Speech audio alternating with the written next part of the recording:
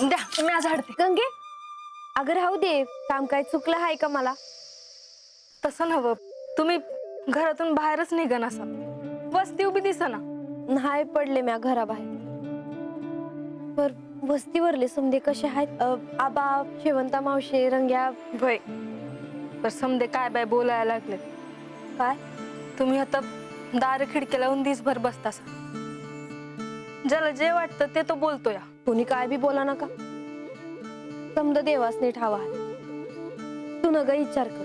तर मला बी काय कळत नाही. रागावू नका, पण तुम्ही असं कोंडून का घेता स्वतःला?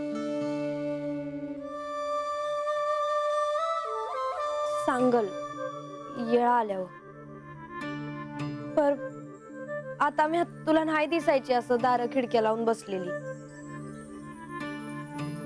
तुमचं दुःख मोठं आहे, लोकांनी नाही समजायचं, पण मला ठाव आहे. तुम्ही आता कामाचं बोजा तरी नका वाहू. काही काम असेल तर मला सांगा. सांगल.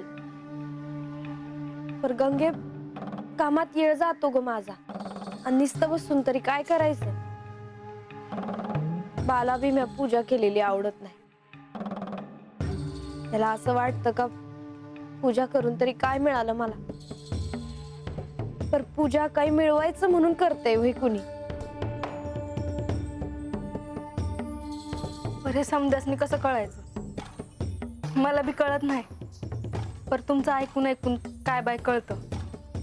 बर बोलतच उभे आहोत. काय देऊ तुला?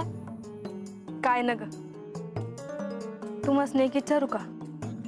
राग तर नाही ना येणार? गंगे अगं विचार की, मी नाही रागवायची तुझ्यावर. जेजुरीहून देवांचा सांगावा नाही आला? कोणी आलेलं दिसलं नाही. तुमची काळजी वाटते म्हणून विचारलं मी. गंगे तुला म्हणून सांग, गावभर करू नगस. देव भेटत्यात मला, बोलत्यात बी माझ्यासंग. काय सांगताय खरंच? होय, पर कसं कवा ते विचारू नका. मला खरंच लय बरं वाटतंय बघा. म्हणून तुम्ही असं दार खिडक्या लावून बसता सवय. आता मला समजलं.